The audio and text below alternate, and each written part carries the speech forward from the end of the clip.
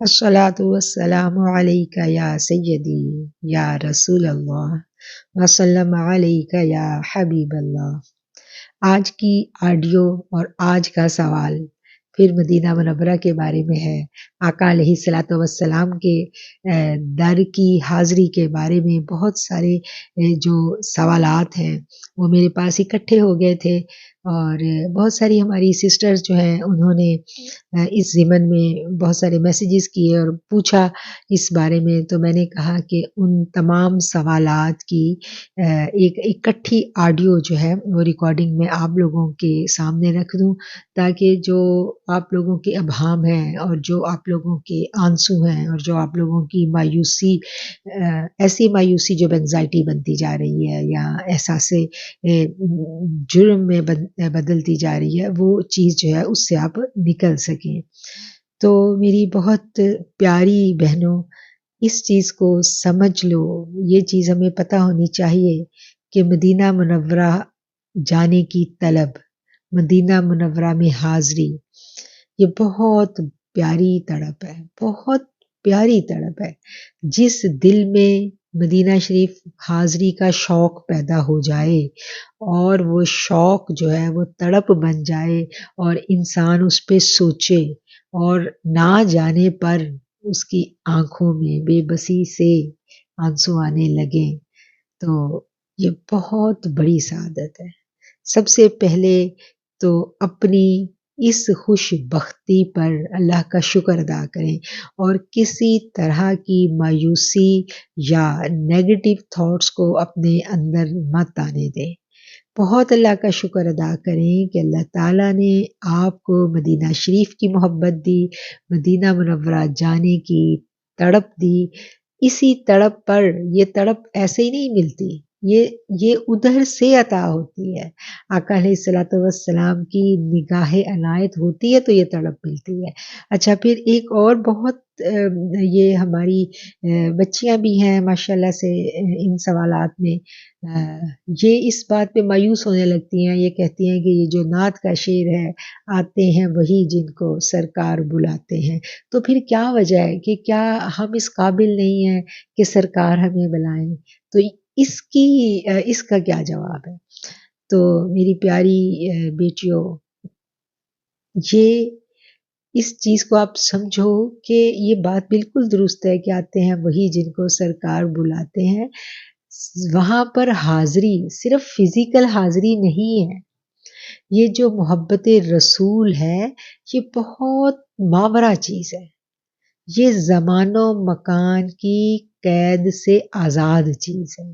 یہ ایسی محبت ہے جس میں دور اور بعید کچھ معنی نہیں رکھتے، سب کچھ ہیچ ہو جاتا ہے اس محبت کے آگے۔ یہ اتنی قیمتی اور اتنی بلند محبت ہے، اور ظاہری اور باطنی محبت، ظاہری اور باطنی حاضری، اس کو سمجھ لیں۔ جب میرے آقا علیہ الصلوۃ والسلام ظاہری دنیا میں تشریف فرما تھے تو آپ کے صحابہ آپ سے بہت پیار کرتے تھے۔ کہیں ہمیں حضرت ابوبکر صدیق کی جان نثاری نظر آتی ہے، وہ یار غار جو ساری رات اپنے غار ثور میں بیٹھے آقا علیہ الصلوۃ والسلام کے ساتھ آپ غار ثور میں تشریف فرما ہے، کس طرح سے سانپ آتا ہے، کس طرح سے ایڑی پہ ڈستا ہے، کیا کیا کچھ نہیں انہوں نے محبتوں میں، جان نثاری میں کون کون سی مثالیں انہوں نے نہیں قائم کی۔ کہیں ہمیں سیدنا ابوبکر صدیق کی محبت نظر آتی ہے، کہیں ہمیں عمر فاروق کی محبت نظر آتی ہے، کہیں ہمیں سیدنا بلال کا عشق نظر آتا ہے، اور ادھر ہی کہیں سائیڈ پہ بیٹھے، کرن میں بیٹھے، یمن کے اس چھوٹے سے گاؤں میں بیٹھے سیدنا اویس کرنی بھی دکھائی دیتے ہیں۔ تو جب عشق بٹتا ہے تو کسی کو عشق بلالی میں سے حصہ مل جاتا ہے، قرب کے لمحے عشق میں کسی کو سیدنا ابوبکر صدیق سے مل جاتے ہیں، اس کا صدقہ مل جاتا ہے، اور کسی کو اویس سے کرنی کے عشق میں سے حصہ مل جاتا ہے۔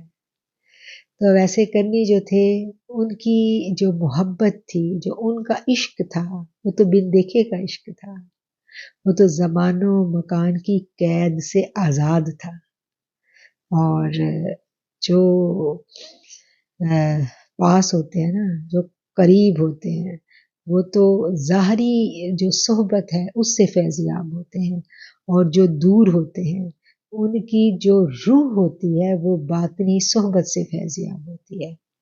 اس بات کو جب آپ لوگ سمجھ لیں گے نا تو پھر آپ کو سمجھ آئے گی کہ قریب اور دور معنی نہیں رکھتا. کچھ وہاں ہوتے ہوئے بھی میرے آقا علیہ الصلوۃ والسلام کی حیات مبارکہ میں ان کے ارد گرد ابو جہل بھی تھا، ابو لہب بھی تھا، اور عبداللہ بن ابی بھی تھا نا. عبداللہ بن ابی تو آپ کے پیچھے نماز بھی پڑھتا تھا، محفلوں میں بھی آ کے بیٹھتا تھا، لیکن ملا کچھ بھی نہیں اس کو. تو سارے جو قریب والے ہوتے ہیں وہ سارے فیضیاب نہیں ہوتے، اس چیز کو سمجھ لیں. بعض اوقات دور بیٹھا اپنی محبت کے اخلاص اور اپنے عشق کی یکسوئی میں اتنا نواز دیا جاتا ہے، اتنا نواز دیا جاتا ہے کہ اس کا نام تاریخ میں لکھ دیا جاتا ہے. حضرت اویس کرنی کی ہسٹری ضرور پڑھیں ان کے بارے میں. ڈیٹیل بتاؤں گی تو آڈیو لمبی ہو جائے گی، تو ان کی محبتوں کے بارے میں ضرور پڑھیں. وہ کتنا نوازے گئے. جو ظاہر میں جاتا ہے مدینہ شریف وہ تو ظاہری فیض لے کے آتا ہے، اور جو باطن میں جاتا ہے وہ تو صبح و شام جاتا ہے. اس کی تو روح کبھی وہاں سے ہٹتی نہیں ہے. اور جس کی روح سیراب ہو جائے، جس کی روح کو فیض ملنے لگ جائے، اس کو اور کیا چاہیے. تو میں نے پہلے بھی جب خواب والی آڈیو میں آپ لوگوں کو جواب دیے تھے تو میں نے تب بھی عرض کی تھی کہ اپنے خیالوں میں آقا کو بسا لیجئے. آقا علیہ الصلوۃ والسلام کے تصور کے بغیر کوئی لمحہ نہ گزرے. اپنی روح کو کھینچ کر مدینہ شریف لے جائیں اور وہیں رہ جائے روح. وہ کتنے پیارے اشعار ہیں نا کہ بت میں لے کے واپس آیا، وہ ہے نا کہ میں اپنا جسم کا بت جو لے کے واپس آ گیا ہوں. آقا میریاں اکھیاں مدینے وچ رہ گئی ہیں تو آنکھیں وہیں چھوڑا ہے. کتنے پیارے پیارے اشعار ہیں جو شعراء کرام نے لکھے ہیں اس بارے میں. کوئی کہتا ہے کہ میں اپنی آنکھیں وہاں چھوڑ آیا، کوئی کہتا ہے میں اپنا دل وہاں چھوڑ آیا، کوئی کہتا ہے میں اپنی روح وہاں چھوڑ آیا. تو اس کے لیے تو کوئی ویزا نہیں چاہیے، اس کے لیے تو کوئی ظاہری اسباب نہیں چاہیے. روح کو وہاں پیش کرنے کے لیے کیا چاہیے؟ وہ تو آپ کے اپنے اوپر ہے. صرف وقت چاہیے اور صرف کنسنٹریشن چاہیے. اپنے خیال کو کنٹرول کرنا ہے آپ نے. جب خیال کو کنٹرول کرنا آ جائے تو پھر اس خیال کو لے کے مدینہ شریف بٹھا دینا ہے.